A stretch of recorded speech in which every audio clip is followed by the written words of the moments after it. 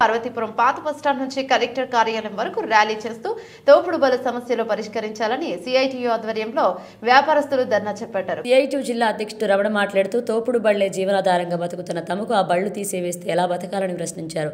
పండగ సీజన్ అవ్వడంతో ఉపాధి కోల్పోతున్నామని ఆవేదన వ్యక్తం చేశారు. సంక్రాంతి పండుగ అయ్యే వరకు ఫుట్పాత్ పై చిరు వ్యాపారం చేసుకోవడానికి అవకాశం కల్పించాలన్నారు.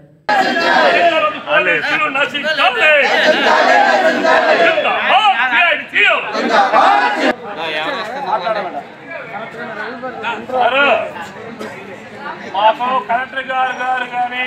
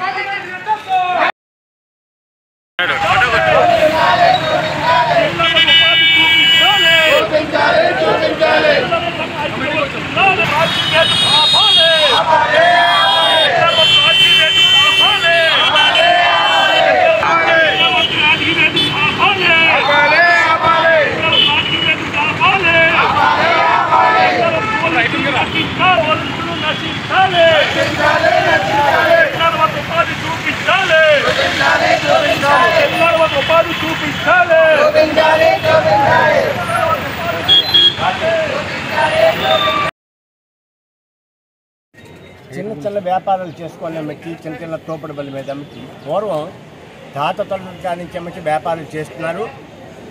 అలాంటిది వాళ్ళు ఉపాధి చేసుకొని అమ్ముకుంటే అమ్మకి ఇవతల ఎమ్మెల్యే గారు ఇవతల పోలీసులు ముసుగొల్పి నానా బీభత్సంగా నమ్మచ్చి వాళ్ళు రోడ్డు మీద అమ్మచ్చి ఇచ్చే పరిస్థితి అమ్ముతుంది. చాలా తీవ్రమైన పరిణామాలు. ముందు చూస్తే అమ్మచ్చి పండగ అమ్మచ్చి దగ్గరలో ఉంది.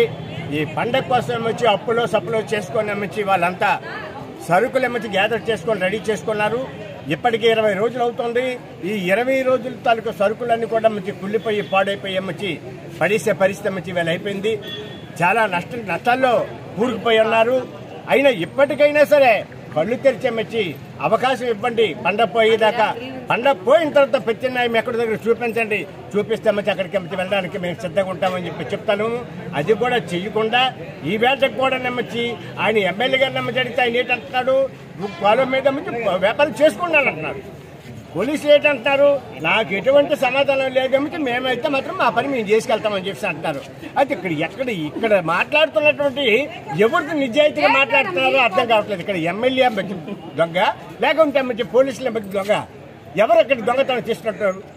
మాకు అక్కడ దమ్ముకోమని చెప్పేసి ఆయన అంటాడు. ఇక్కడ కలెక్టర్ గారిని అడిగితే కలెక్టర్ గారు కూడా వచ్చి వ్యాపారం చేసుకోండి అని చేసి అంటున్నారు.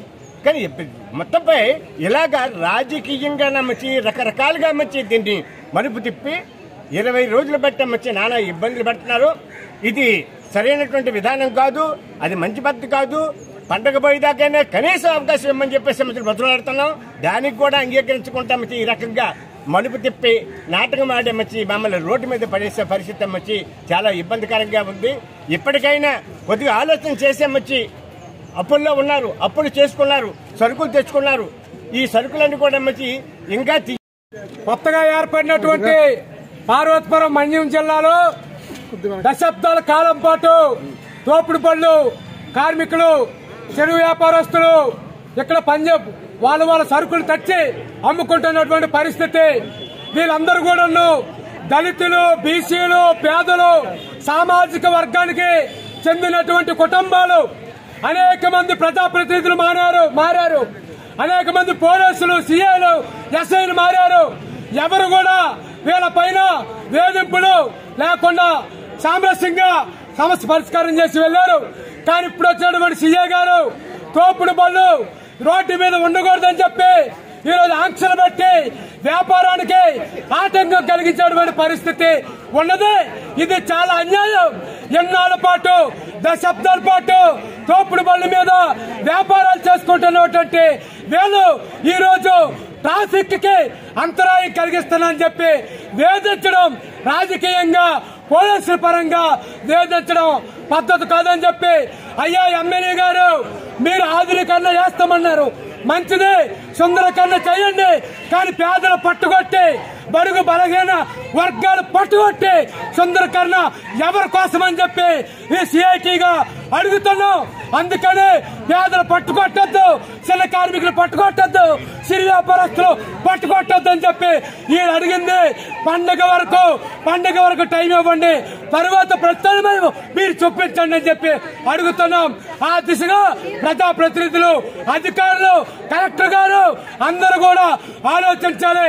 ఈ పట్టణంలో ట్రాఫిక్ పెరిగితే వన్ వే ట్రాఫిక్ ఏర్పాటు చేయండి, తోపుడు బళ్ళు కార్మికులకి అవకాశం ఇవ్వండి అని చెప్పి వాళ్ళు చేస్తున్నటువంటి పోరాటానికి సిఐటి మన్యం జిల్లా కమిటీ సంపూర్ణ మద్దతు తెలియజేస్తుంది. లేని పక్షంలో దీక్షలకి, నిరాహార దీక్షలకి, ఎంత పోరాటానికైనా వాళ్ళు సిద్ధపడతారు.